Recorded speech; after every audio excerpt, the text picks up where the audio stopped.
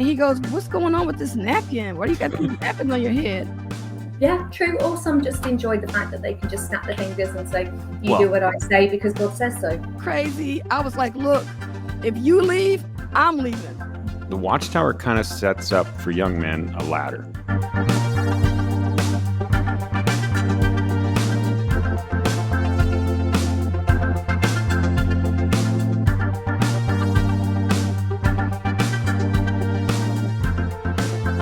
Hello, everybody. This is episode 4. Hey, Nash, episode 4, I think we're at. Yeah. Welcome, everybody, to EXJW-Live. I have to say, Nash and I are very excited for this episode. I think right from the start, when we talked about this channel, this topic was discussed as something we wanted to do right away. For me, the waking up process from the Jehovah's Witness organization was it had a lot to do with the inequality between men and women in the organization, and how that really bothered me. And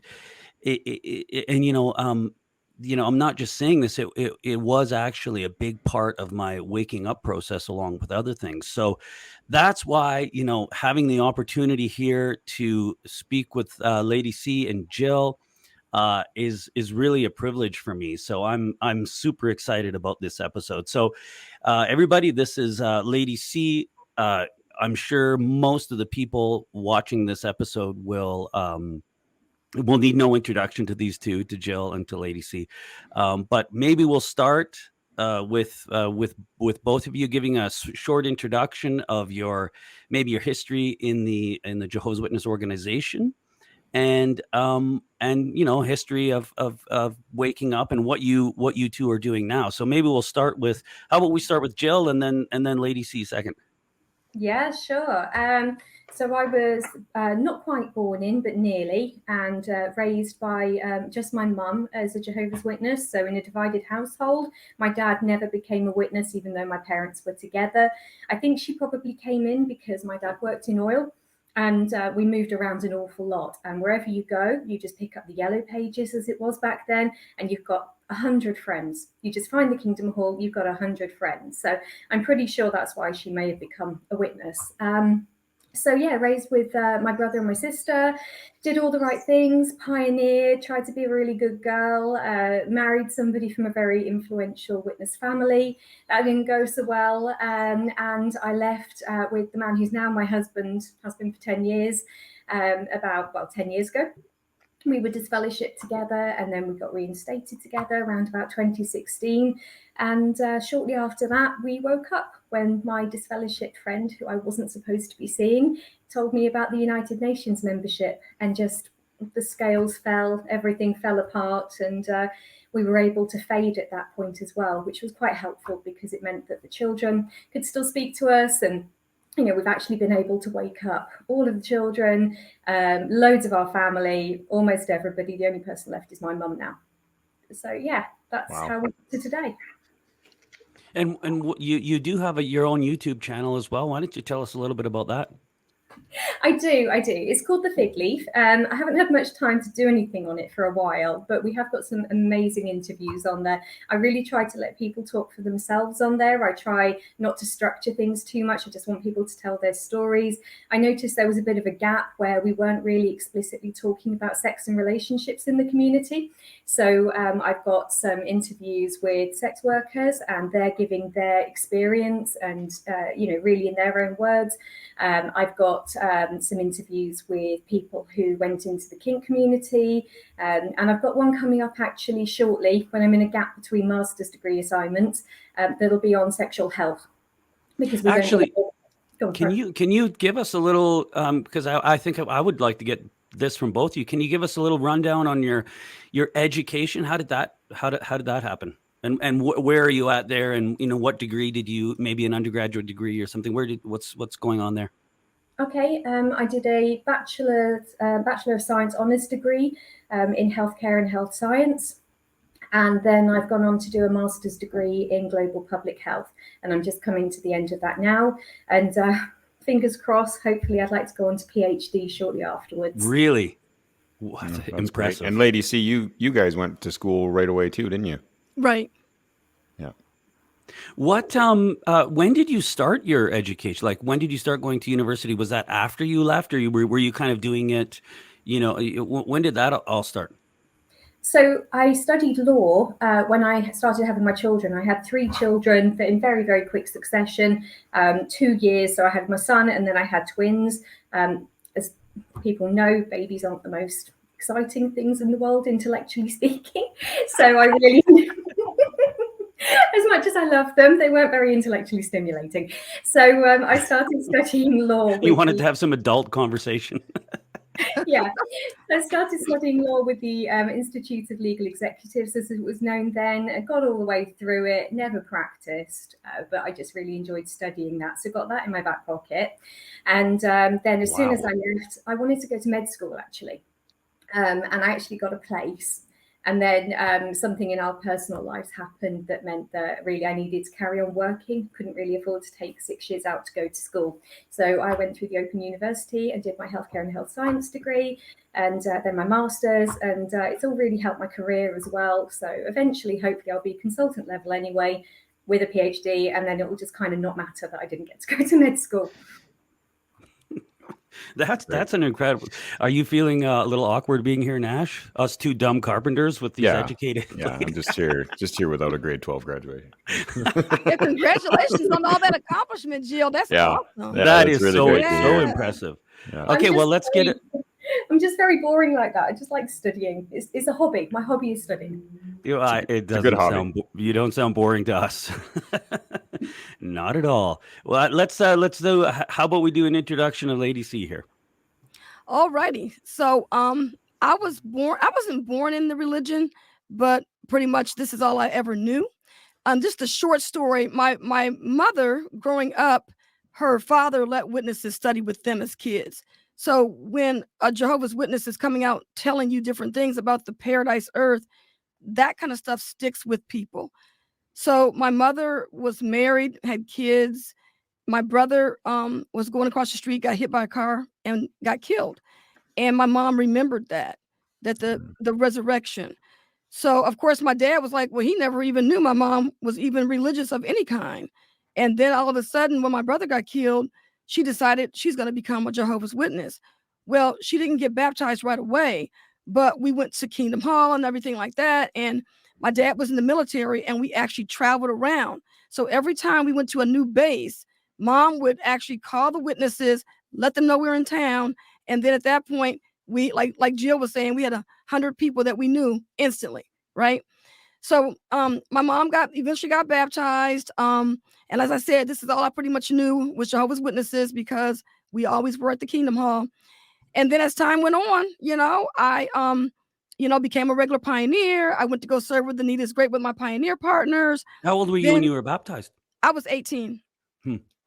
And because my mom did not actually, push this religion down my throat. She never did the thing like, what do you think Jehovah would say if you did this? Or what do you think Jehovah would say if you did that? So she let me make all of my own decisions. And it was the long story short of me becoming a witness myself is me and my dad went on a road trip, and we got stuck on the side of the road because his car broke down.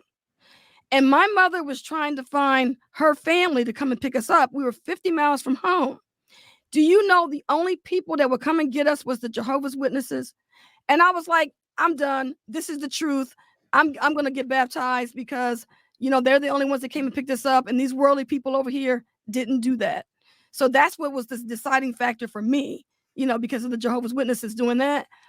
And so then, as time went on, I ended up meeting JT. He was visiting some friends in my congregation, and then I considered myself. He's a good-looking guy. Hey, you must have been wow. Yeah, it was like love at first sight, right? But it was like, but I considered myself. I considered myself a mail order bride because the sister who knew he had met JT and his roommate at Bethel previous, and when she came to our congregation, she goes, I got these Bethel brothers coming for the convention. It's like 5 months before. And she goes, and JT will just love you, you know.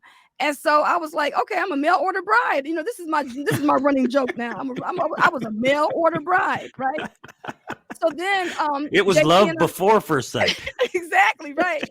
So when we got married, and we ended up going to Alexandria, Virginia. That was the congregation we were with. And then eventually JT became an elder, and we settled in this congregation with all these single women, and that was a struggle. And so then time went on, JT woke up, and you know, I had a problem with the people. JT had a problem with the doctrines, but because I thought the people were so crazy, I was like, look, if you leave, I'm leaving, because you're not leaving me here with all these crazy people, right? But eventually, you know, it wasn't really an eventually situation. When he presented the facts to me, I was on board with it right away. I understood what he was saying, you know, but I was just taught that you go to the Kingdom Hall, do what you're told, be at these meetings, go out in service, knock on those doors, all that kind of stuff, right? So bottom line is, when he left, when he left, because of the 1914 generation had changed. So then he decided, you know, if the end don't come by the year 2000, he said, I'm out of here. We left way before that. I think we Really? left in like 1998. We immediately started going to school, going back to college to get our degree. You'll often hear JT mention that our first class was psychology, because we were trying to figure out what it was about psychology that Jehovah's Witnesses did not like, or they tried to steer you away from it. We picked up all the tips that you needed to get there. And, you know, it took us a while to graduate from college because we were doing this part-time, you know, but I got a 4-year degree. I'm still working on it. Oh, you still working on your? Yeah. See? And so, I got my degree in communications. And the reason why I chose communications is because I didn't like math, right? Yeah. And I was going to do business. And you're not going to believe this. So the one math class that I needed for my communications degree, the math class I needed for my business degree, I was going to still need that for my communications degree. So I was like, well, shoot, I should have just did the other route. But because I'm a creative, communications was perfect for me. Yeah. Because everything that I learned in that class, I'm using it in Critical Thinkers on the channel. Is that did that psychology course have a lot to do with why you guys chose that name, Critical Thinkers? I mean, you have a lot of focus on critical thinking, and it's something that Jehovah's Witnesses seem to lack. Well, one day JT just woke up one day, and we were on Blog Talk Radio for a while. We did like 6 episodes on Blog Talk Radio, and then JT said we're going to be called Critical Thinkers, and that was back in 2010. But we were on bulletin boards before YouTube became popular, before the internet really blew up. We were actually on bulletin boards, and JT was on this one called H2O, and then the one called Jehovah'sWitness.net. And it was so interesting because we were meeting people all over the country. And this one sister said, I don't want to just talk to people via email. She said, I want to meet somebody face to face. She lived in Chicago. We're in the DC area. She got in her car, she and her boyfriend, and they drove all the way here from Chicago to meet us in person. Wow. So she was like one of the first people that we met, you know, when we left personally. That was an ex-witness, aside from this other couple that lives in the area. Right. Yep. Huh. And so then we started doing our channel. Then one day my dad, so then JT was like, we're gonna do this every Saturday. Like we going out in field service, you know, on the Blog Talk Radio. Great idea. And he goes, I don't know if I can do this every week on a Saturday, getting up. Did you keep track of your time? We were live, right? Yeah, counting his time. Yeah. So then we just kind of scrapped it, and we said, okay, we're gonna go back to our life. We're gonna do something else, you know. And then my dad calls me out the blue one day, and he said, "Have you seen all these ex-witnesses on YouTube?" And I'm like, "Nah, I'm not on YouTube. I'm not doing all that." And then he goes, "But you got to go see." He goes, and a matter of fact, he said, "You and JT, you need to get out there and help these people. They need some help out here." Wow. So we went out there on the internet, and I put these videos out there. I got some videos that I first put out there. And this was 2010? No, 2010 was the Blog Talk Radio. Right. So 2012 is when I found out that people were on YouTube. Yeah. Okay. But we didn't put our first video up probably until 2013. But it really wasn't a video. It was just like a video with some music and some text going across the screen and stuff. And we probably didn't really get really serious until 2014 with that. Right. And then I created the series called The Struggles of Jehovah's Witness Women, and talked to all these women about their issues and problems and stuff like that. And then the name of our podcast is called The Critical Thought. Yeah. And so it's also available on most of the major podcast networks. So you can listen to us on YouTube or on, like iTunes, Spotify, Audible, stuff like that. And probably Sirius Radio one of these days. One of these days, we're going to be on Sirius Radio. It's going to happen. We're plugging it right here. Right. Yeah. Exactly. Okay. Well, you know what? It's so awesome having you two here.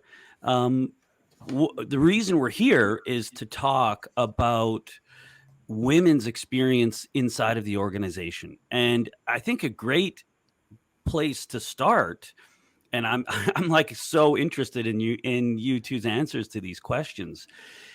All of us that were raised witnesses or spent time in the organization remember when one day you'd have the awkward talk where they would start talking about women in the organization. And thank God, I was a ministerial servant. I was never an elder, but I never had to give that talk. I mean, obviously they would probably reserve something like that for elders. But what was it like sitting there in the audience when an elder would be talking about the headship arrangement, really anything to do with the fact that brought out the inequality in the organization? How did that feel when you're sitting in the audience and hearing an elder talk like this? I'm going to let Lady C go first because I've got a couple of long stories to answer that one in a sec. Well, because you're so conditioned that this is how they're supposed to talk to you, this is where that cognitive dissonance is going on. You're listening to it. You like sitting there wondering if someone could see you rolling your eyes, because you knew that the person that was giving the talk wasn't really the sharpest knife in the drawer. I remember this one brother was giving a talk one night, and he said, you sisters are like condiments to your husband. He goes, like the ketchup and the mustard. And we had sisters in our congregation that were like this one sister was a PhD. She was a psychologist. Her sister was a teacher, so she had her master's degree and stuff like that. Another sister had a doctorate in music. And so we're all looking around at him and thinking, what do you mean? We're not condiments. We're compliments to our husbands. But he didn't know that, And then, of course, this same brother, we would be out in field service and he would be like, I'm going to find me a sister, because he wasn't married, And he goes, and I'm going to find me a sister to make me some biscuits, and you sisters. And he would be talking to us like, you sisters, like he would talk to you like you are no good person. You sister, you go stand over there because you're going to have to wait until you called for so we can actually use your services when we need them, But he was like, he kind of like talked down to you because you're a woman. And so you're sitting there knowing you have all of this confidence. You know that you just left this business meeting yesterday and you were heading the meeting up. You were the reason why the meeting was being called, at your job, right? And then you would go to the Kingdom Hall, and then you would have these brothers talking about, a woman should be in subjection to their husband. And this one article, I don't even remember the magazine, but it was right before we left. And it was like this Watchtower study article about women and how even when it came to going on a vacation, the husband, he has the last word because he's the man. He's the head of the house. Yeah, I remember that. You remember that? Okay. Yeah, I know what you're talking about. I'm thinking to myself, wait a minute, and a lot of men would be like, I'm gonna let my wife handle that because, I ain't getting involved with that, because all men didn't necessarily do that. But I mean, they were taking it to the lowest common denominator. And then the last thing I'd like to say about that was the night that the circuit overseer gave a talk. He came on the stage and he was livid. He was like, there's a movie that's out at the theater. And he said, I'm going to tell you right now, don't go see this movie, because there's 3 sisters in the circuit that have left their husbands after watching this movie. Because, they don't left all subjection. They don't watch this movie and now they don't throw their husbands out the window, as it were. What is this amazing movie? So the amazing movie was Waiting to Exhale. Remember that movie? Waiting to Exhale with Angela Bassett. Yeah. And they had all those women on there that were being empowered, and these women were like, yes, we're women, we are women. Hear us roar, right? Yeah. So now these women went to this movie, and now this circuit overseer finds out about it because he's getting these reports that these women went to go see this movie, gave him a shot in the arm. The movie no doubt was saying, hey, look, y'all don't have to take this. Because and I told JT, I said, you know what? These women did not leave their husbands because of that movie. Mm-hmm. These women saw a different light, and they saw a different time of day. And they were like, you know what? I'm out of here. So and so he gave that talk, and the talk was not geared to the brothers, it was geared to the women. Yeah. Because it was the women that left their husbands after watching this movie. Yeah, and that makes me think of the kind of that antiquated thinking that men generally have, or a lot of men do, that they're a lot of men are afraid of women, and that women are powerful, or that they have a voice, or that they should be heard. And so when something like that happens, right away they jump to this insulting rhetoric that, well, that woman just left her husband because she watched that movie. And there's no way that's why she left her husband. There's obviously much more to the picture, but that's how foolish it is. That's how insecure some men are, that they'll say, you can't let your woman see this kind of stuff and start to think that she can think for herself, because look, she'll be out the door and then you won't get your biscuits. And that is like, it's just insulting on every level. And it's crazy because it's not just a one-off story. That's all the time. Yeah. Can that chap make biscuits himself? I mean, what about him prevents him from making his own biscuits or buying them from the shop? I don't know. That was his mindset. That's where he came from. And, even when we were out in field service, and it was this brother and another brother, and they were like, it was really cold outside, and me and this other sister, we were working out in field service, and they had their gloves on, we had our gloves on, and they said, we're going to make you sisters take the knotted homes, because we don't have to take our hands out of our gloves, because we're going to give you the grunt work. Same brother. Unbelievable. It's like it makes me think of the fact that I was shielded from a lot of these stories when I was a witness, right? And so I've never, when you're a witness, you don't get to hear a woman to speak freely about these topics, right? So even now, it is still shocking to me that these things took place in the organization. But how many times did these things happen in the organization and I didn't know, and I didn't realize that this was going on? It's so terrible. I think I can't remember the governing body member or governing body helper that said it, but there was a recent talk about women's prayers being too verbose and going on too long, and I think it was they were using too big words for his liking. But women's prayers are never heard by men, so that struck me as such a bizarre talk to be giving, because if there's a man present, the man will be giving the talk. So I don't know how this chap ever heard a woman giving a prayer. Yeah. Assuming, eh? That's interesting. Yeah, that's so true. There's so many things that this topic has so many different avenues that you can go down that maybe that you've never thought of before.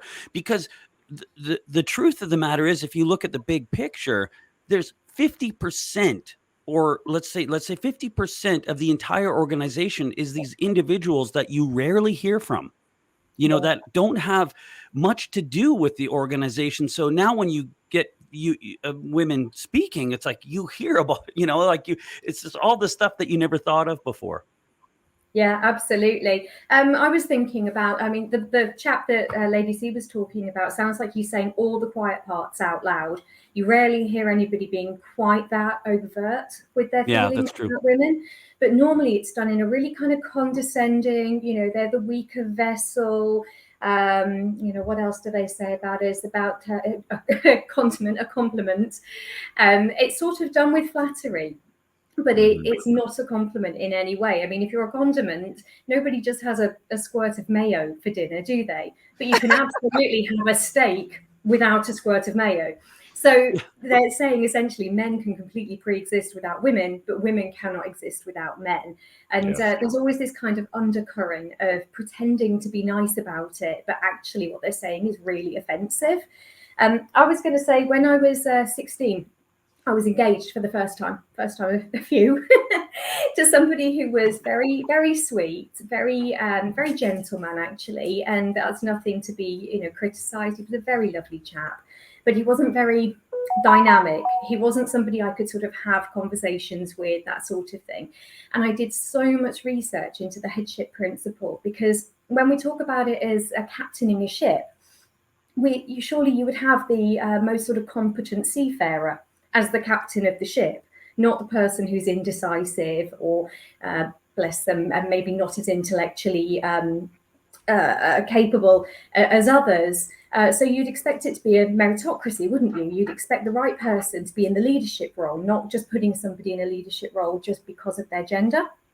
And I absolutely studied it to death. I went into so much detail in the publications. And in the end, I just came to the conclusion that I couldn't understand Jehovah's wisdom.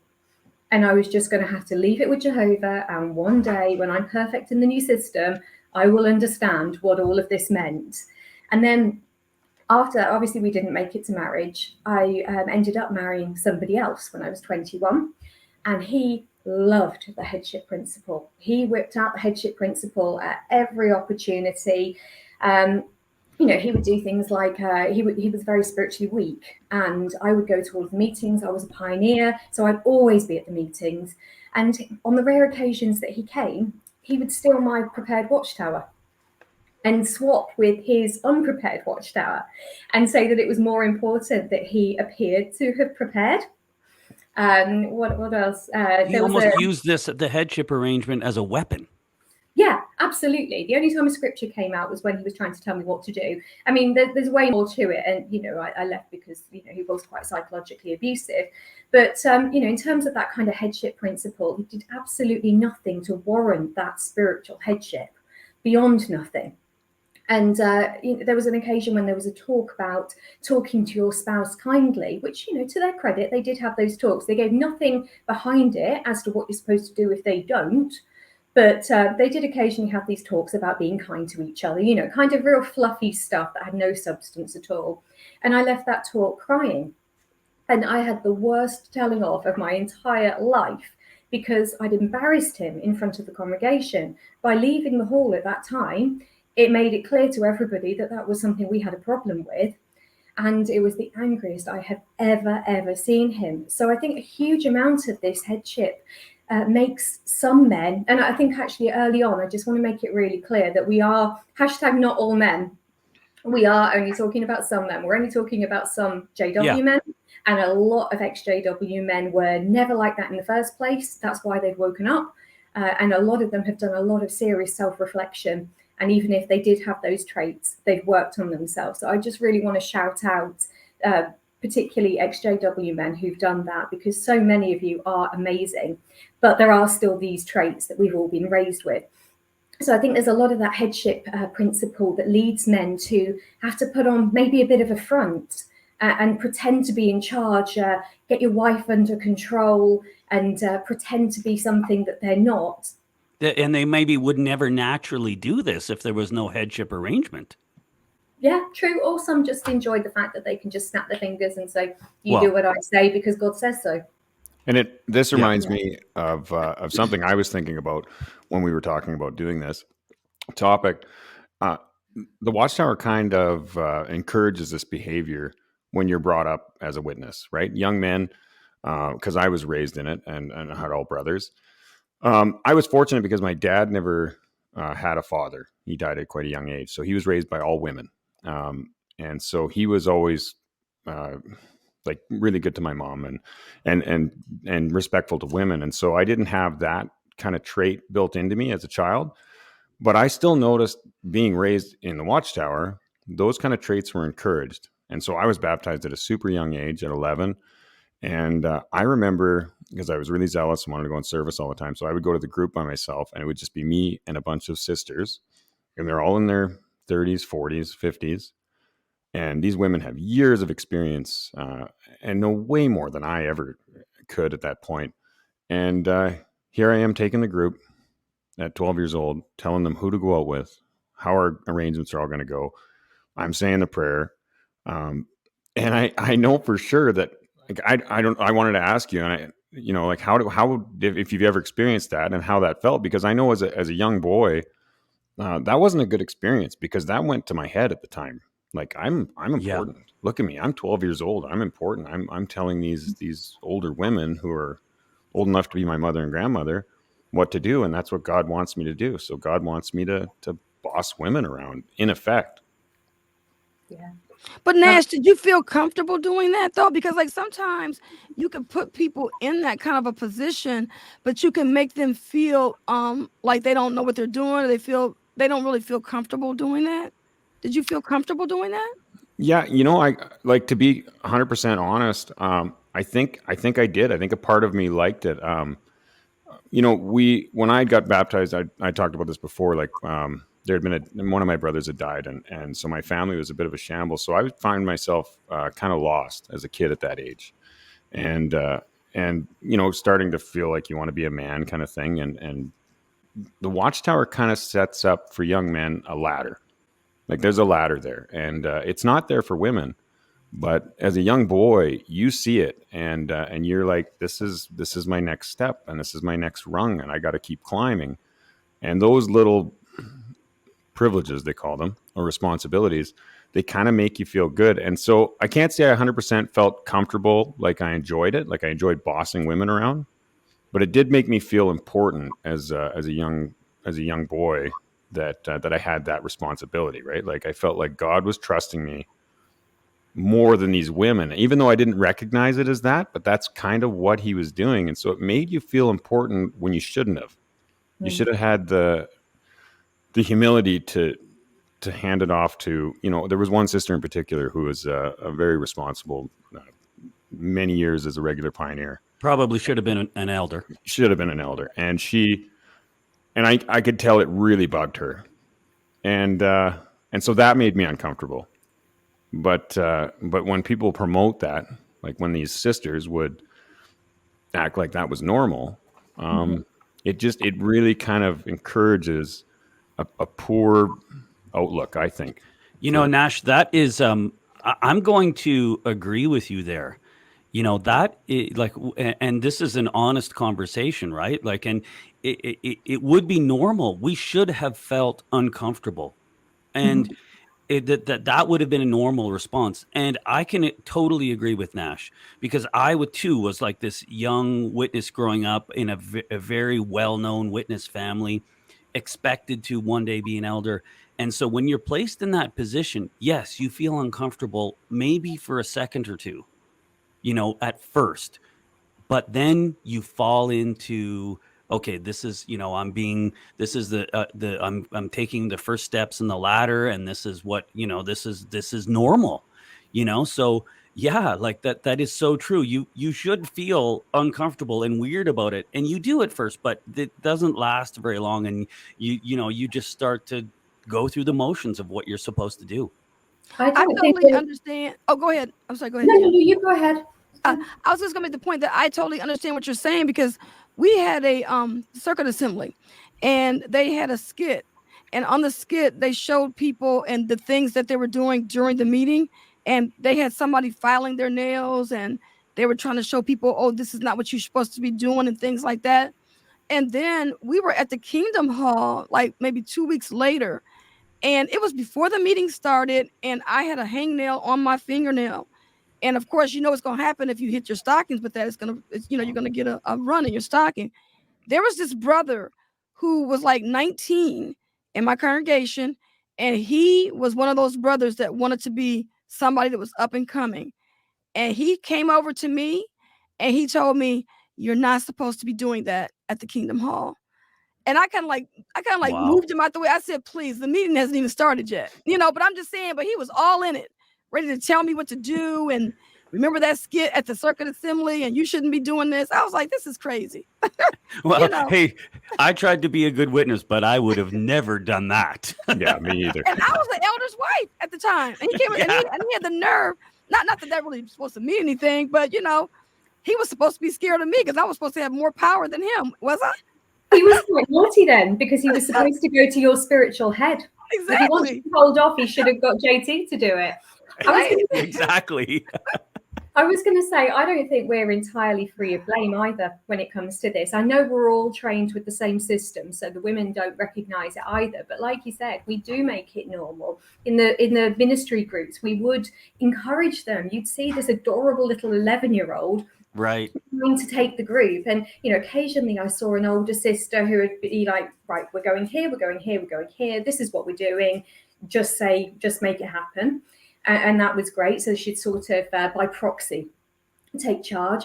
But most of us would just coo over the little ones. And, if we had to take over, we'd happily put a doily on our head and do it. But, we really encouraged this like it was supposed to be cute or something. So there's a lot of internalized misogyny as well with sisters. And I'm thinking, for anybody who's seen The Handmaid's Tale, there's a lot of Aunt Lydias, a lot of people who also oppress women and somehow get a kind of smidgen of authority in the congregation by being an Aunt Lydia. Yeah. That's so insightful. Yeah, that's a good point. Yeah.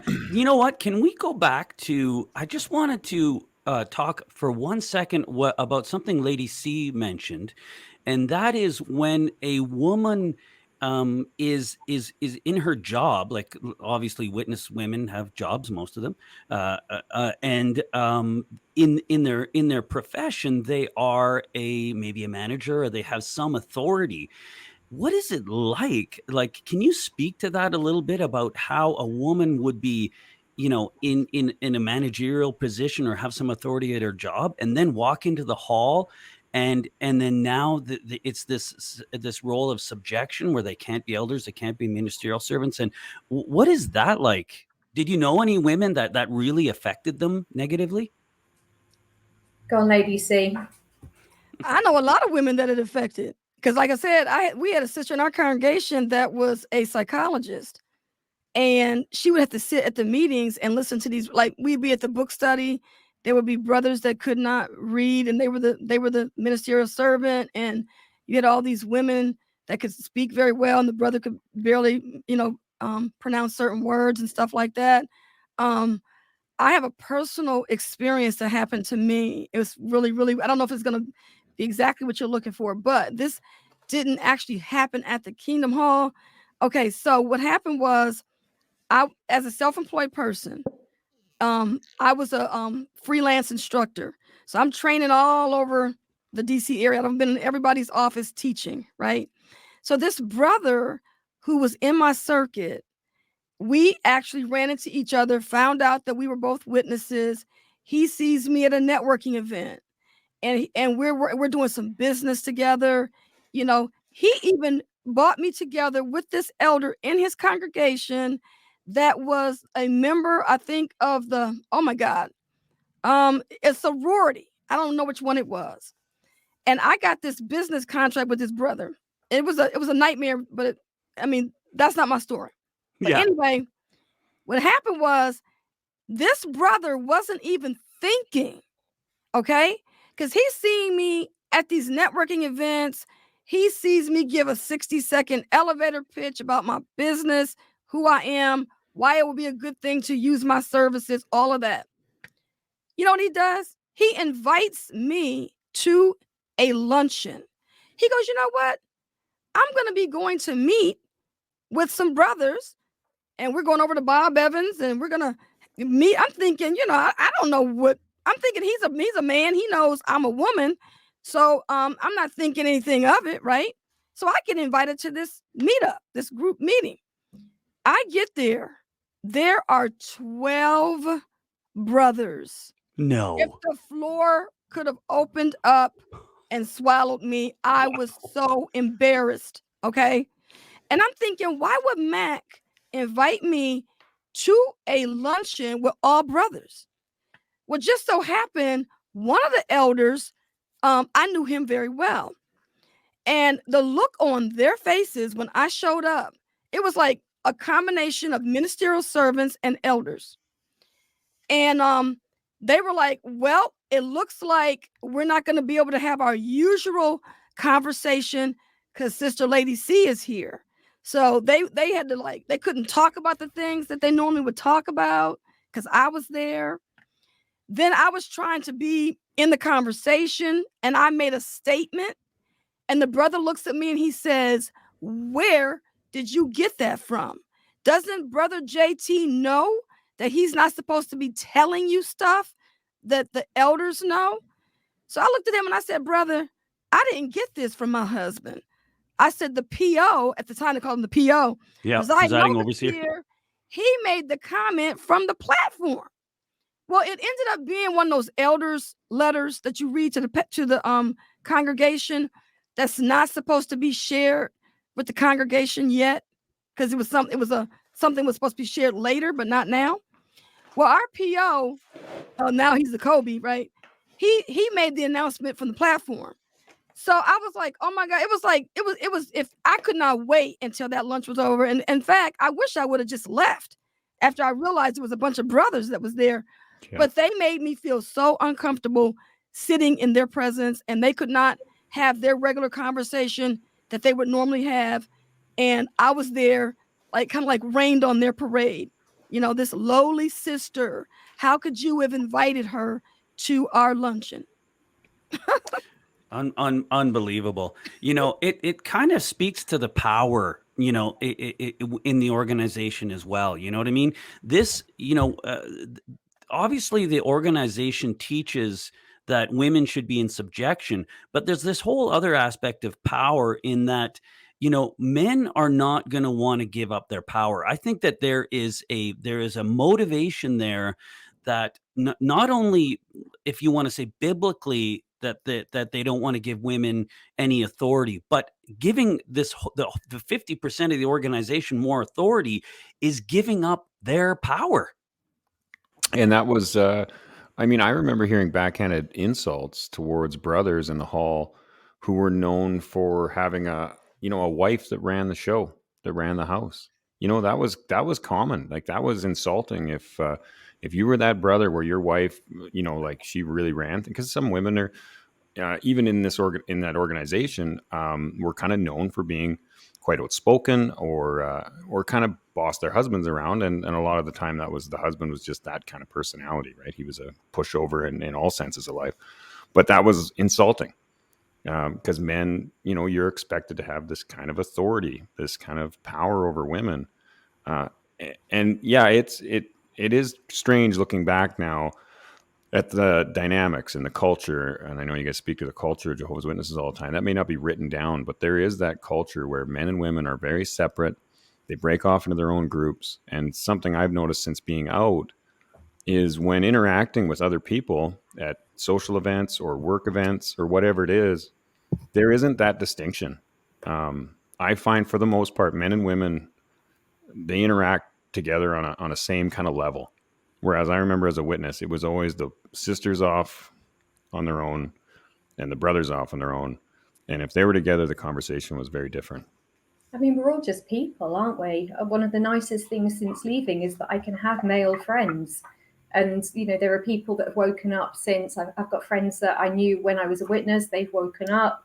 And I've been delighted to be able to reconnect and be friends with the husband of couples because, it was him I got on more with. But I always had to go off with the wife because that was just how it worked. Did you guys call them eldettes? elderettes. No. Yes. Oh, you guys Elderette. did? We Really? did. We called them elderettes. Yeah. I've Yeah. never heard that before. Not Oh, in Canada. absolutely. We had a lot of those. Yeah, exactly. It's such a pejorative, isn't it, to term women who've got any kind of spark elderettes. But we Yeah. didn't really have that problem where I am. I think sometimes there can be some cultural differences between different countries and so on, or probably even within the country, because the circles I moved in, it was very virtuous for the woman to not have a job. There were a lot of entrepreneurial men. They made an awful lot of money. And really, if you could have your wife at home, looking after the kids and going out for coffee and going on shopping sprees, not even that much of the ministry, to be honest, that was more virtuous and more kind of aspirational than it was for women to be actually working. So hardly any did. I think I knew one woman who worked full time as a lawyer, but we all kind of looked down on her. So it wasn't really a thing. You didn't sit in the hall because you'd spent a day working and, you know, being all powerful and then sit in the hall and listen to these talks. You'd spent a day having coffee mornings and being as vacuous as possible.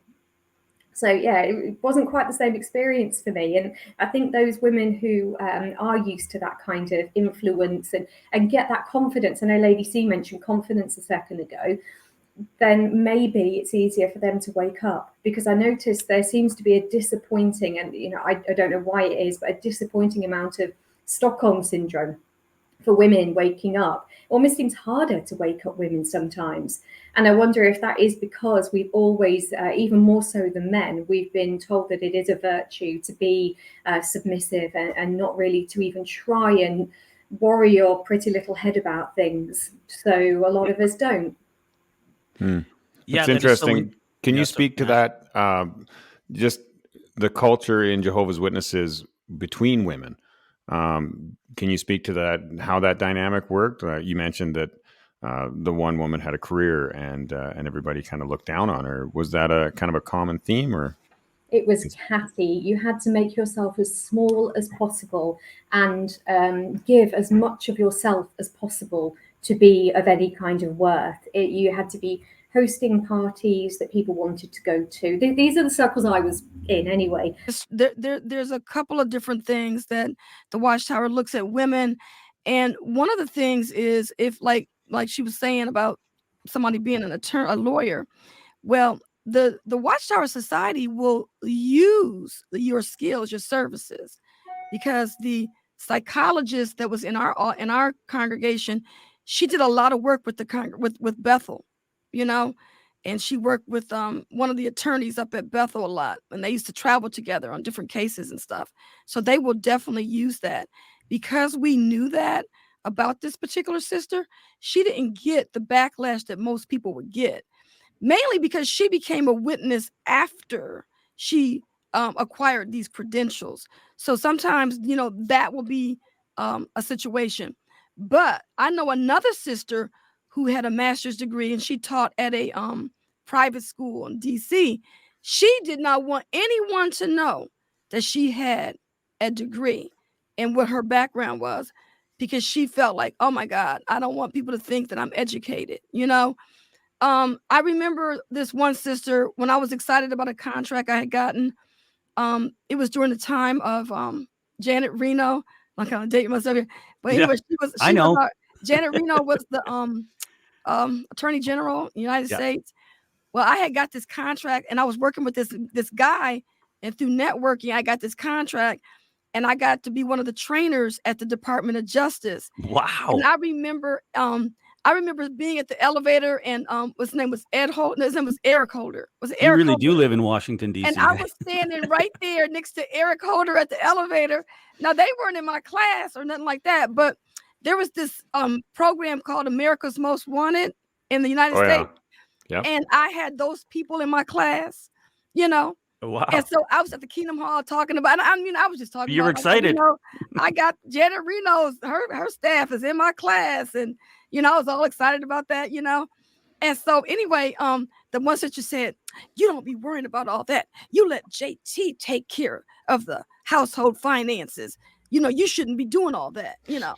But, you know, I'm in my heyday. I'm over here going to work and enjoying my life. And I got to come over there and let them tell me to sit and let these brothers who want biscuits for dinner and calling me a condiment and wanting those people to tell me what to. I mean, it was just, it's like you couldn't have two worlds. It was like it was only one world that you're supposed to be part of, and that's supposed to be, like Jill was saying before she had left a few minutes ago, that we want you here for this purpose. You plan this party, make this food for the circuit overseer's visit, stuff like that. Yeah, that was, like, speak to a little bit more how that felt. Like, was that starting to really grate on you when you had all these exciting things happening with your job, and then these women? Like, how did you feel there? No, I didn't, because Really? that was during the time we had gotten our computer. And so we were like educating ourselves online. And so I don't know if you guys remember Randy Waters or not, but he had that freeminds.org site. And when I logged on to freeminds.org, they had a women's corner up there. And that's the first thing I gravitated to. I wanted to hear about what these women were talking about. And everybody was saying the same, pretty much the same thing, that we just did not get the respect that we deserved. And it's not like I really wanted to be standing up in the congregation and giving a talk, because I was nervous just to give a comment, because I felt like people were just judging me that much, But I will say that when JT and I would do our Watchtower study, I would come up with these brilliant analogies, and I would say, breaking it down, this paragraph, that paragraph, but at least he would give me the respect just to nudge me and say, are you going to use the analogy that you did at our Watchtower study? And can I say this? Do you mind if I use that comment? And I said, go ahead on, because I'm not going to say it. I just didn't feel comfortable talking and giving comments at the Kingdom Hall. I was probably the worst commenter ever. That seems ridiculous. Both of you, both Lady Z and Jill, both of you are so articulate.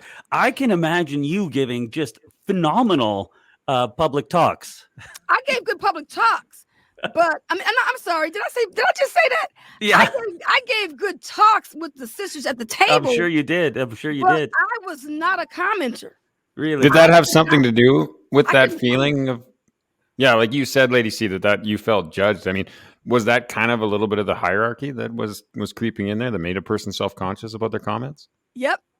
I felt like I could not express myself. I felt like the paragraph was too confining. The answer had to be too confined. I felt like I couldn't be me to answer I would be able to express the way I felt in my family study with my husband and talk about that with him. But if it came to me saying the same thing at the Kingdom Hall, I couldn't do it.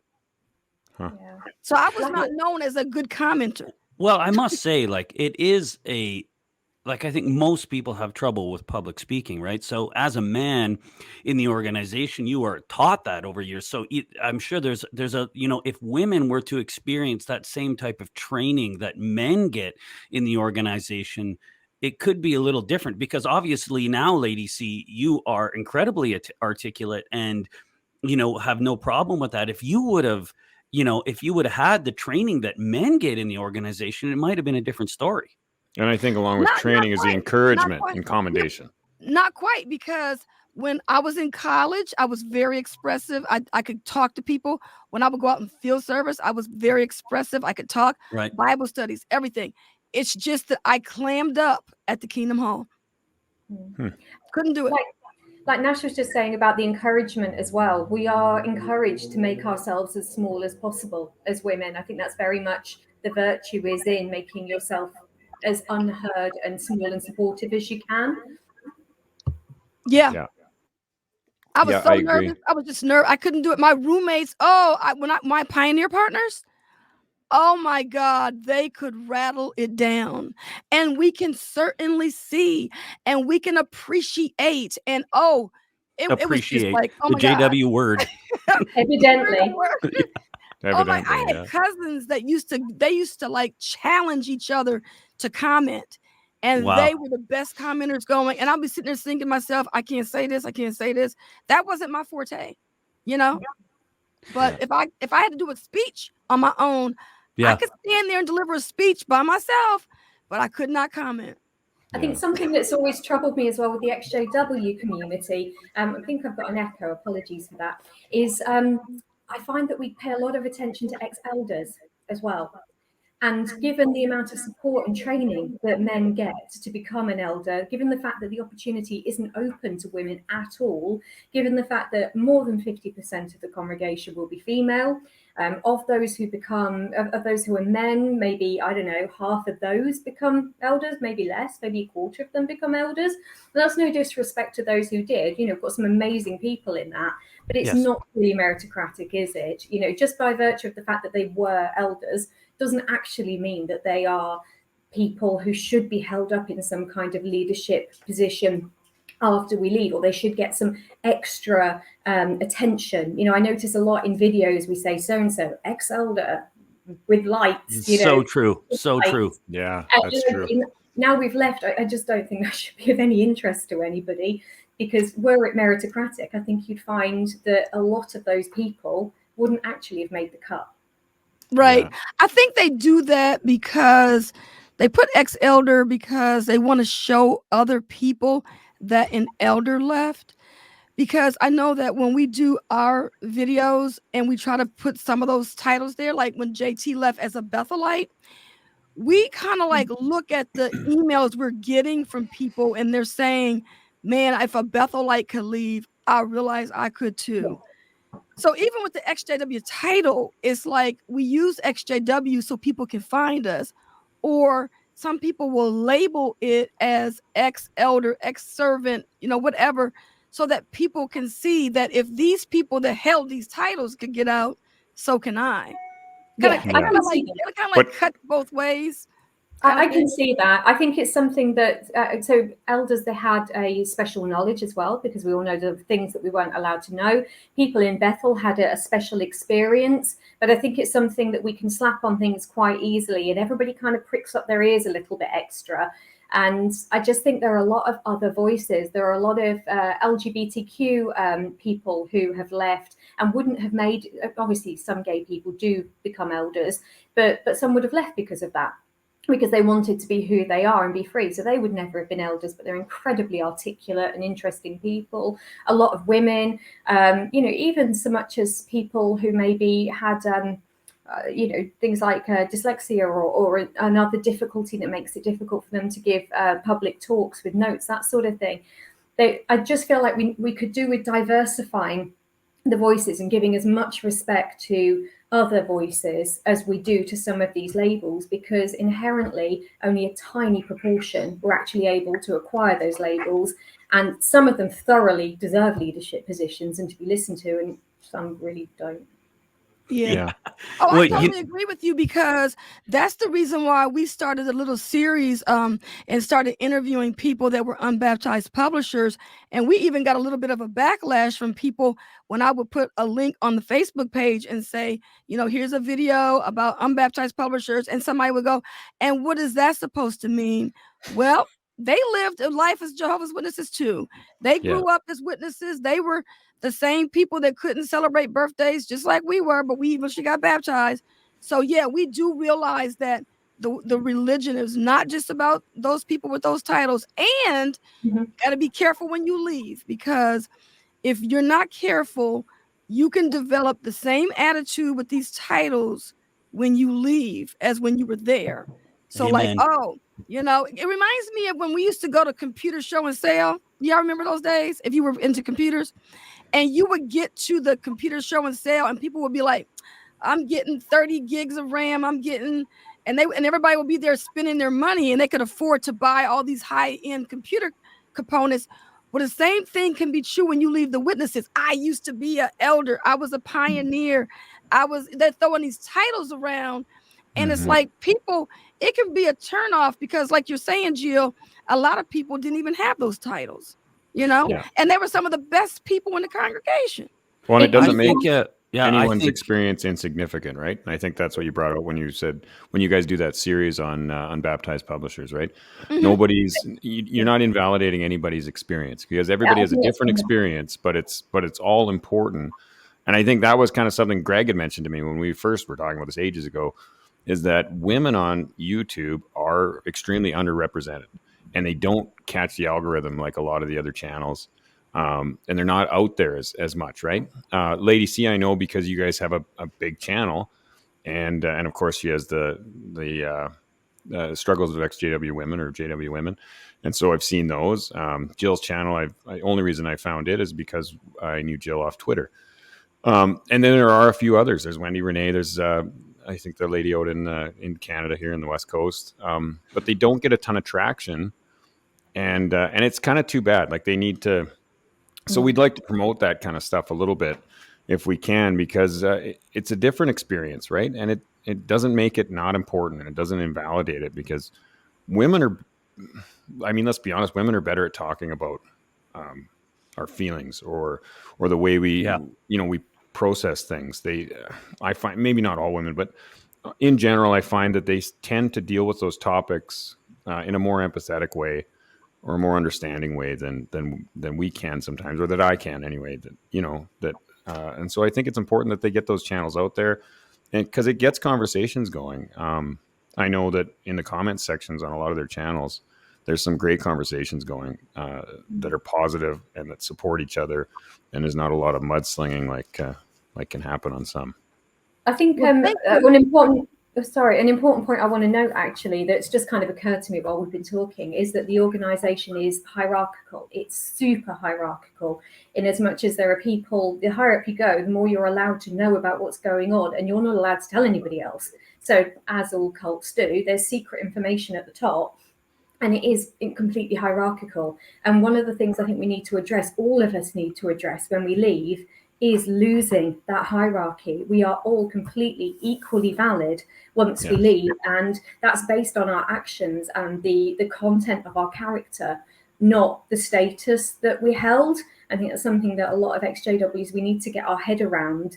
And those who didn't have any, I mean, all XJW women have experienced depression. Fact, every single one of us. Yeah. We need to give ourselves permission to speak and to know things as well. I agree. And I thank you all for saying what you're saying, especially you, Nash, because when you talked about the women who are out here not getting, many people looking at their channel, because when I first started that Struggles of Jehovah's Witness Women, I got a lot of backlash. And really, from whom? Somebody came on our podcast, and on the Apple podcast, and they said, oh, this used to be a good podcast, and now all of a sudden, they got this girl on here bashing all these men, and it was like, oh, and then sometimes I would do a video and I would be without JT, and they would say, "Where's JT?" We don't. In other words, they're like, "Where's he at? We don't want to hear from you," And sometimes maybe that might not have been his topic. Maybe that was my topic that I wanted to do.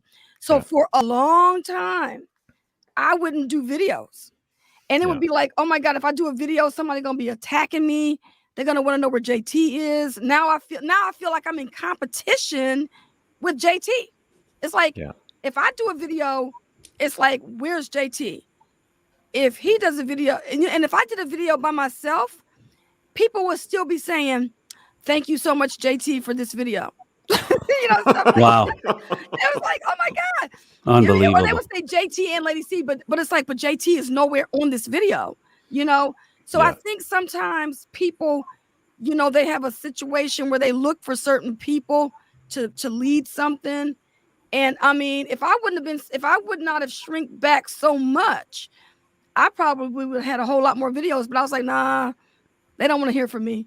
Yeah. And we can laugh about it here among us, but it's not funny.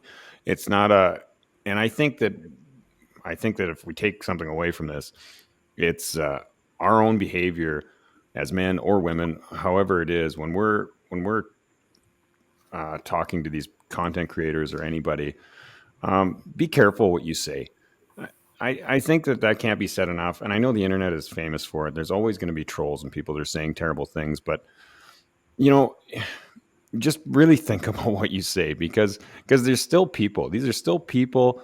They still have regular lives. And I don't think any of us are doing this to make a bunch of money or to be famous or because we think we have the most If important thing to that's the say. case. Yeah, because we're all on the wrong track if that's the case. Yeah. You might want to rethink that. But the reality is we all want to help people, right? Yeah. We want to help people. We know what it's like to hurt in our experience, and we see other people hurt in their experience. And if we can just help a few people, that's our goal. So what good are you doing by going on there and putting people down? Constructive criticism is fine, and that's something to expect. But those kind of like bigoted, kind of hurtful comments, they just don't have a place in society. And I know they're always going to be there, and that's the way it is. But I still think it needs to be said. Yeah, so true. Along with that, Nashon, I just want to say, as a man, when an individual is waking up from the organization. So if you're a man and you're waking up from the organization and you're listening to this, you have been probably raised in a extremely misogynistic society. So you have to be careful. Yes, you're waking up to you're looking at the Bible differently. Maybe you're looking at all these prophecies that you thought were going to come true but are not now. But the waking up process also should include realizing that that the misogynistic world that you came from, and you need to shed all of these things. You need to and you could possibly still carry these things into your next life outside of the organization. And so really look at yourself and try and analyze yourself and see these areas where you might still be exhibiting this behavior.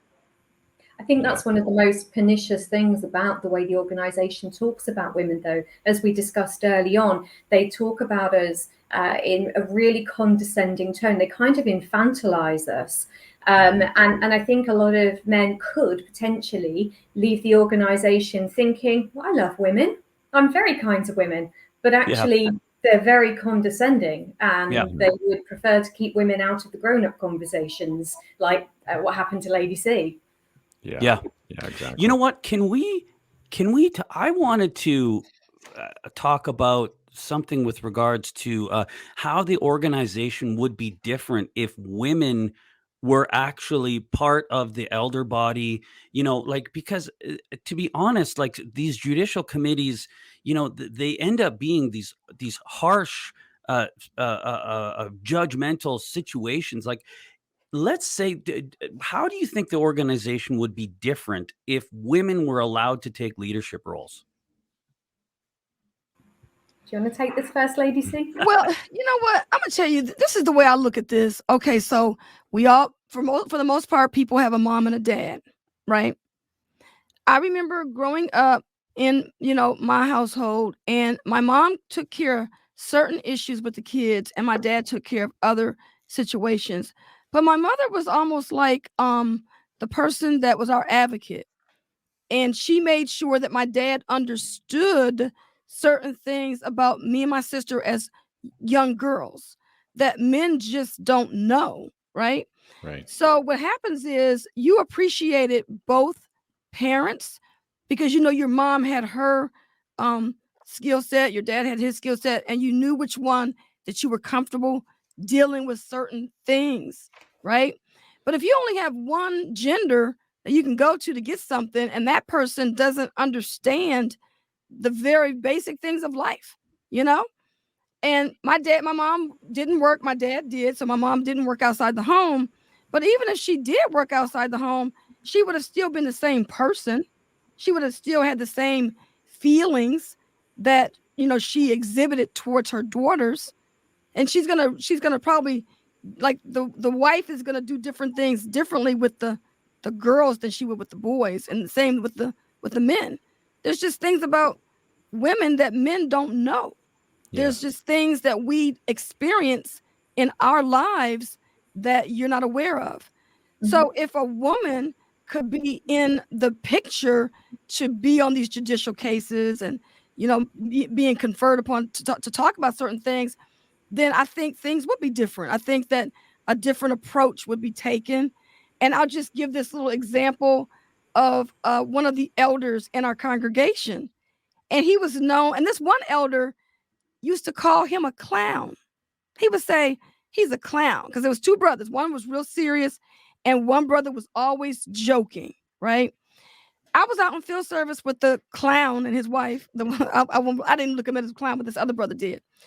And he actually referred to him that in a comment at the meeting one time. Some people act like clowns, and we knew who he was talking about.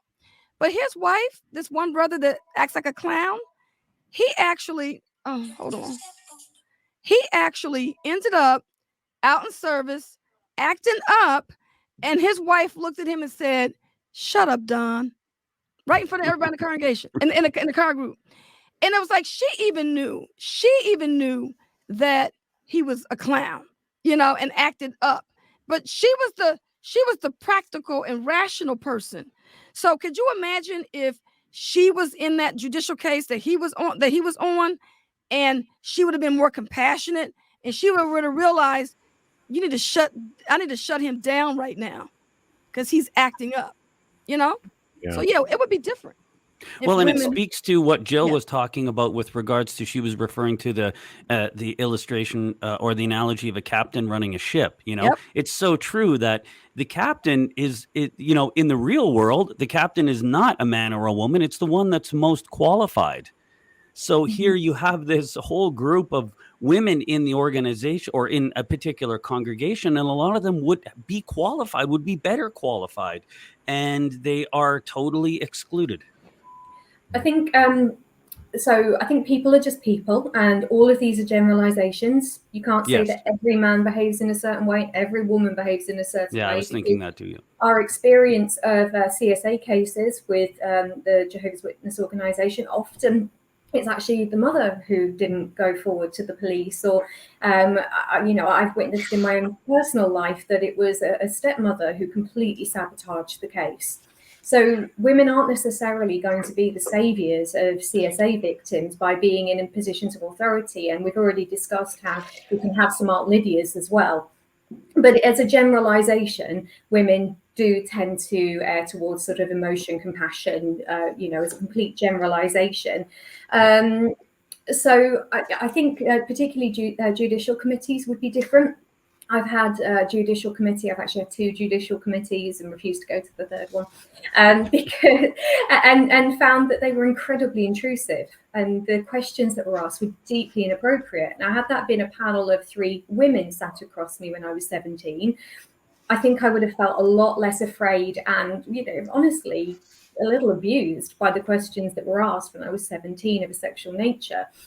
And when my sister came to have a judicial committee, I did something quite unusual, and I forced my way into the room and just wasn't going to shift until they let me sit in there with her. She was not going to go through what I'd been through. And, fortunately, they did let me in there. They didn't ask her anything inappropriate. I don't know if that's because I was there or not. They did disfellowship her. And I do wonder how much of that was because I had actually ruined her chances by standing up to them.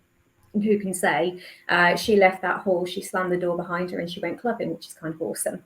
So I think judicial committees would be completely different. I think that CSA cases could be more often reported to the police, because often, statistically, it does tend to be men who commit these crimes.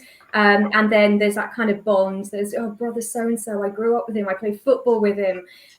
He couldn't do such a thing, or give him a chance, he's not a bad guy, that kind of thing. We hear that in cases of domestic violence, a very recent conversation about psychological abuse in a marriage. And you have people saying, he's not a bad chap, he's misguided. No, you really need to call him on this. You really need to call him out on this. And I think maybe women would do more of that, but I don't think it would be the panacea for all the organization's problems, unfortunately. Yeah. That's a good point. Yeah, I agree. But I think that some women influence from women would be good. But like you said, when your stepmother was the one that sabotaged the case.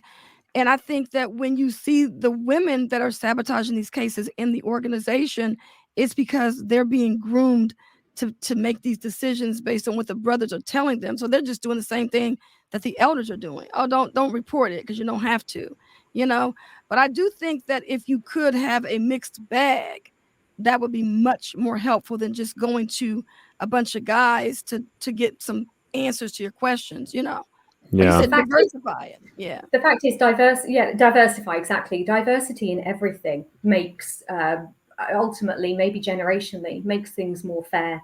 So we're never going to get to a point where we're going to have openly gay elders, but that would probably help. Be a step in the right direction. That would be amazing. But, to have women involved in it would at least make things a little bit diverse. You'd have that experience from when you were that age, or when you went through this, or hang on a second, haven't you seen how he talks to her? No wonder she's behaved in this way, that kind of thing. That would help. But individuals are always going to be individuals. And I don't think you'd eradicate the problem of some really harsh and inappropriate decisions, or letting people off the hook because they're your mate. Yeah, so true. Let me ask you this, and I think I know the answer to this, but especially with the comment with the gay elder. Do you think that the Watchtower will ever? Recently we've started to see, and maybe this has been happening for longer than I'm aware of, but they'll start to interview more women, and you see that there is some women that do have some sort of a responsibility at Bethel. Do you think there'll ever be a time where women will kind of take another step higher in the organization, maybe be elders one day, or ministerial servants, or like the Australian Royal Commission, where they alluded to, can women maybe investigate certain situations with regards to CSA? Do you think that'll ever happen? I do, to a degree, because sometimes it happens now. Well, let me just say this. So, Barbara Anderson used to work in the writing department at Bethel, right? Okay, so they give those little titles out sometimes, right? I know another sister that was an accountant with a big 6 accounting firm, which is, I think it's the big 3 now, I think. Yeah. So, they will use these sisters whenever they can. Doctors, lawyers, accountants, professionals, right? But at any given time, the society is low on women. I mean, I'm sorry, they don't have enough men to run things, you know? So at some point, they may have to allow women to be in some of these jobs. Because, I mean, if they're looking for attorneys right now to be at Bethel, some of them are women. Yeah. But they're not going to probably bring them through the ranks like they're doing, like they would do somebody else, like a man. But like JT knows a brother at Bethel that he was at Bethel with, that was went to school to be an attorney, and Bethel put him through school. And I don't know that they'll do that for a woman and put them through school. Yeah, probably not. But I'm pretty sure that they would not mind using credentials that she got before she, became a witness. So I do see them use. I think they will use you whenever they can. I don't think they'll be open about using women in those capacities either, unless it benefits them. I mean, not forgetting, of course, the organization is a company, really. And, Yes. The religious version of the Coca-Cola company. They are a huge American company. And I think where they are getting political pushback for not using women, they will start using women. So in more and more CSA cases, you're seeing these female Bethel lawyers up front and center. I know recently I mentioned to my mum about the CSA cases and about the sexism in the organization. She said, no, my friend's daughter is a lawyer. She's in Bethel. She sits on these cases. It's not sexist. In fact, it's because of that, it's not sexist. But it's all about optics, isn't it? It's all about making sure that they don't get that political pushback, which ultimately leads, as we've seen in some of the Scandinavian countries, to losing their state funding. So they want to give the kind of impression of equity where it matters. I don't think they'll change their internal biases, but they will change their optics to get what they want. Good point. And something too, to piggyback on that, I think that when they do use women in these cases, I think these women know that they won't be leading the team. I think they know that they won't be expecting to hear much from them. They'll be more in a supporting role, but not in a leadership role. Yeah. And it's funny, something I always wondered about or struggled with, I guess, as a kid, was the understanding that women could be anointed So they're going to sit as judges with Jesus in heaven, right? And I mean, I remember seeing these articles, and it would talk. I mean, it's a typical Watchtower talking out of both sides of their mouth. One paragraph would say, some people say Paul's a misogynist because he said all these things about women. But don't worry, at the end, he said hello to 2 women, and he singled them out. So that shows he wasn't a misogynist. So problem solved. Also, Jehovah's not partial because although the Bible is completely misogynistic and puts women down, he's going to have them in heaven with Jesus ruling. But right now, they got to put a diaper on their head if they have to say the prayer at the service meeting. You know, it just blows me away that that kind of stuff goes on, and you don't see it when you're in. You don't see it. I know for me, I didn't, you know, like it just kind of went in one ear and out the other, and it didn't really affect me, and it should have. Did you two ever wear a head covering? Did you ever do that? I did. You did. I've had the opportunity to wear one, and my dad came home.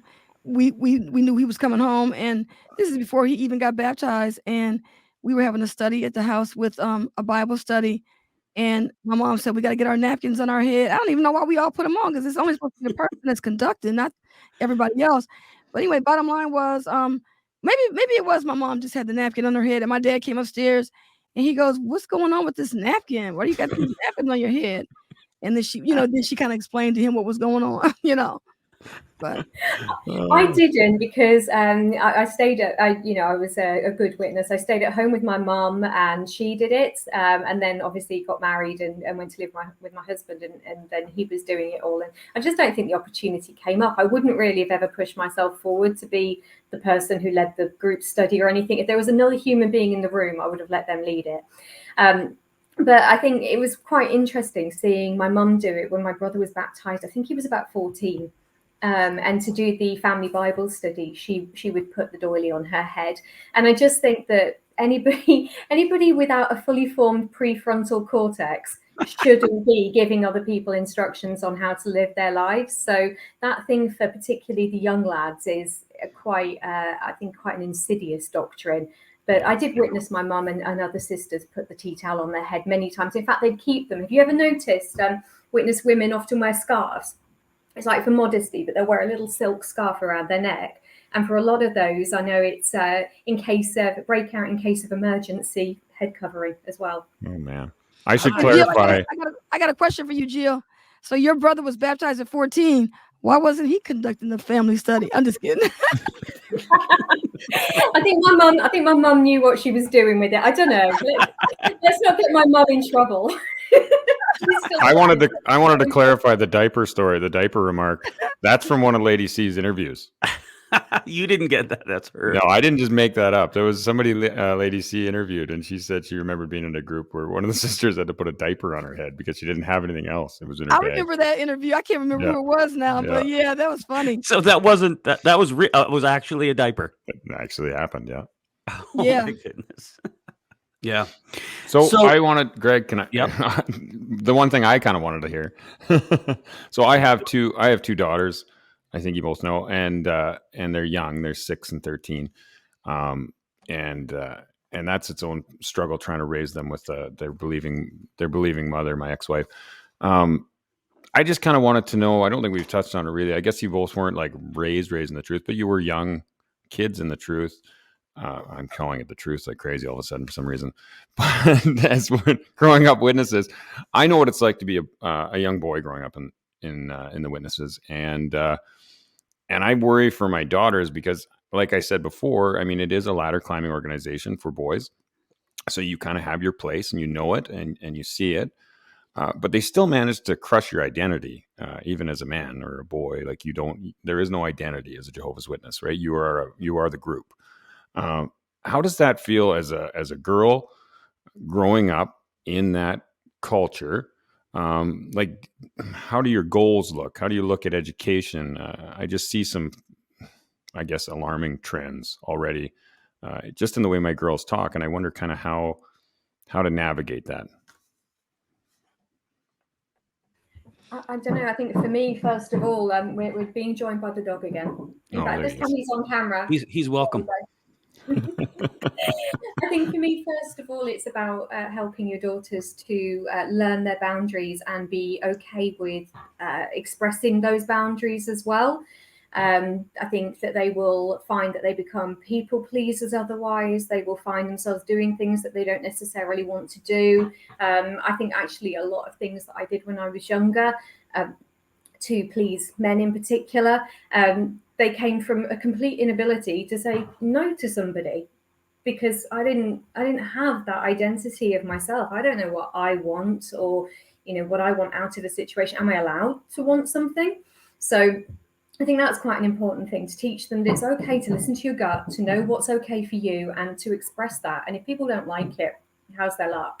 And then the other thing I think is about that identity. And you'll get a lot of, as a girl growing up, you'll get a lot of side eye, a lot of funny looks if you say anything too intelligent or too assertive, or you give too long an answer, or you assert yourself in any way at all, or you disagree with any brother really, but especially an elder or a ministerial servant.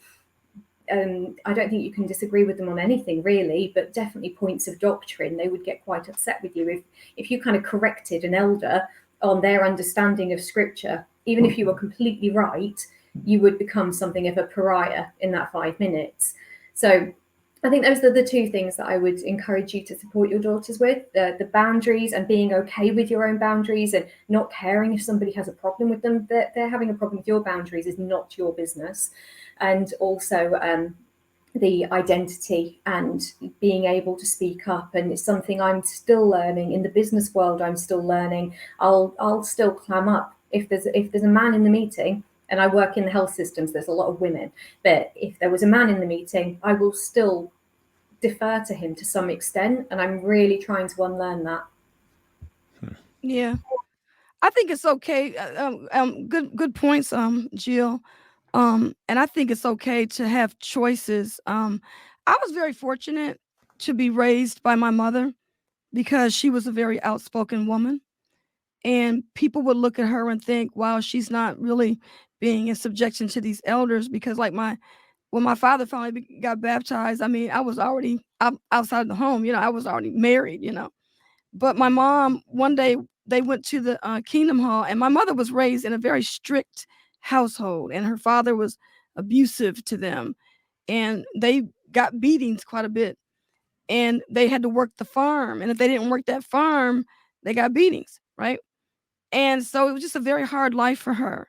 So when she became a Jehovah's Witness, and she would be encountered to the elders, that she felt like they were being too hard on her. And I guess that's why people need to know where you come from, and they understand who you are. And so if a brother came at my mother and gave her a command, as it were, the way she would think, like the brother, they went to go clean the Kingdom Hall, and I guess he decided that the windows needed to be washed, and he assigned my mother to wash these windows. And my mom said, "You wash them." She said, "I'm not washing no windows." I guess she's feeling like, I don't even wash windows at my own home. You know, and so that would be more like a man's job to be doing window cleaning. And so I guess she was just showing up to vacuum the floor and maybe clean out the bathroom and stuff like that. But I guess she felt like he was giving her this task that he didn't want to do, and he just tried to, come in there and pass it off to her. So my mom, she realized that she had choices. She could, because that's not in the Bible. Washing windows at the Kingdom Hall, that's not in the Bible. So my mom knew how to separate those things.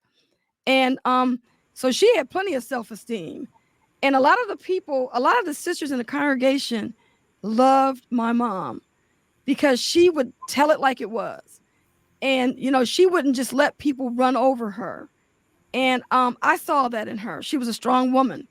And of course, it wasn't the Jehovah's Witness way, but I think a lot of people liked her because she did and said things that other people wanted to say, Yeah. And so where she could have probably toned it down a little bit, she wasn't that obnoxious, of course. I mean, because she was never disciplined or anything like that. But she gave me the self-esteem I needed. I didn't have as much self-esteem as I should have had when I left Watchtower, but I did know that I could speak up. And a lot of times I would go to my husband If I encountered issues in the congregation with people, I could go to my husband and he would settle the issue if I had something going on with somebody that they shouldn't have done or said to me. And even I told him when the the district overseer, JT was the account servant. And because during the circuit assemblies, the brothers that worked with him weren't able to eat lunch with their wives, he allowed us to come in the back room with them while they were counting the money and everything. And I think they had already finished everything up, but we were just having lunch. So the district overseer comes in and says, blah, blah, blah, blah, blah. Why aren't you doing this way? Why aren't you doing this that way? And then he looked out into where everybody was sitting at, and he goes, and what are these sisters doing back here? And so Yes. after we had that, I was like, oh no, we ain't gonna have that. I was having a flashback from my mom's days. And so I told JT, I said, you got to settle this. You got to settle this. I said, he can't get away with that. I said, you got to go let that brother know tomorrow. Because this is on a Saturday. And the next day was Sunday. I said, you got to let that brother know tomorrow that you did not appreciate the way he handled this. I said, because you are volunteering your time. You're not getting paid to do this. You're a volunteer. And so you got to let people know that when it comes to certain things in that congregation, in the organization, if you're a volunteer, you can't talk to me like that. So you got to let your kids know they have choices. You know, they can choose to do certain things or not. And also let them know that there's nothing wrong with dreaming and having goals. And so those are some of the things that I did when I was in the organization. And that's why I was self-employed and I worked the job. You know, I didn't let the witnesses tell me, let your husband take care of this. Let him do that. Because if something was to happen to my husband and I'm not working, how am I going to take care of myself? And I tell this to women all the time. Since I left the organization, that's probably my number one thing I tell women is to, if you don't do anything else, you know, have some income coming in. Because you never know when you're going to be out there and you're going to need to take care of yourself because something happened to your husband. Yeah. That's really good advice. And if they do still have to navigate the organization, I was just thinking about that window washing example. It's important to know what the rules actually are, because although the culture is very hierarchical and misogynistic, and you can feel that all women have to be in subjection to all men, that's not actually the rules. Women have to be in subjection to their husband, and everybody has to be in subjection to the elders by their rules. And then the elders to Christ. Not really sure how that one works, but anyway. So it's very easy to think you have to do what every man tells you to do, but actually you don't. And if you understand those rules, it really helps navigate the dynamics of having to be inside the organization before they're old enough to leave. Yeah. No, that's good advice. Because I mean, she has no problem speaking up to me, but I'm her dad, so that's easy for her. And I mean, of course, it's a strained relationship because I'm not a witness, and she still has this pull, right? But like you said, I can see that damaging influence. And I think I think JT actually says this a lot, where he says that culture teaches kids. It doesn't say in the Watchtower, don't pursue higher education, but kids know that you don't pursue higher education, right? I've heard it from my daughters. My one is 6, and she's already, at first she was like, I want to be a veterinarian, or I want to be a marine biologist. And then all of a sudden she starts to hear her sister talk about how, because I've seen her goals die off too, where she wanted to be a veterinarian. Now all of a sudden she wants to work at McDonald's because her cousin works there, and Pioneers, or she wants to work at the pool, or maybe be a lifeguard. And nothing wrong with these jobs, but it's a tough thing because I'm trying to teach them, like you ladies said, that you can't just plan to be married someday, because that just doesn't work. That's not a plan, and I mean, that's not just a witness thing. I think some people do just kind of plan for a life where they're going to have a marriage mate, and they're going to help support them. And you know, like my wife now, she's a nurse, and she's got 2 sisters, and one's a nurse, the other one's a nurse, and the other one's a teacher. And their parents put them all through college when they got out of high school, and because they knew the importance of having a career to fall back on, because you never know what's going to happen. And I think that's a dangerous thing with witness culture, is that especially girls are really told to not worry about, just don't worry about it. Yeah, I think But a you know lot what? of. Then, oh, sorry. I was just going to say, men in the organisation can have, to some extent, a bit of a career. They can have community college or something. Yes, you'd be better if you pioneered and didn't really have a career, but you still kind of can if you just pitch it that you will have to support a family one day. That women never, ever have that excuse to develop a career. And just like Lady C was saying, it's just so important. And like Nash just said, you can't, your career plans can't just be to marry somebody. Just like they can't be to wait for the new system to come. Yeah, so you girls really need to think about that. That's true. Nash, you could also tell your daughters that, Bethel is always looking for people with certain skills. And if they're looking for these people with certain skills and you don't have them, how can you be used by the organization? So that might push them in another direction. Because sometimes, because like you are not a witness, and now you're trying to do this balancing act with, if I tell them to do something that goes against the grain of the Watchtower, then they look at you and they say he's a bad man because he's not doing what Jehovah wants him to do, and I can't listen to what he's saying. So now you got to actually speak to them the way you would be speaking if you were a Jehovah's Witness. And one elder told me that he was sending his son to college because he wanted his son to go to Bethel and get a good job. So you got to kind of talk to him like that, how the society can use your skills. And they can't use your skills at McDonald's. I knew an elder as well who did the same thing. He sent both of his, I think, was it both of his daughters to university, and said that they can pioneer afterwards and they'd be able to get a higher hourly rate and thus support their pioneering better. But then it turned out that both of his daughters went to university and got degrees, and now should anything happen, they can support themselves. So I think you can play the system a bit there as well, like Lady C said. Right. Yeah, that's good advice. Those are... Man, that's incredible what you guys are saying. You know what, Lady C, she has a hard out here in a few minutes, so I think we'll end it there.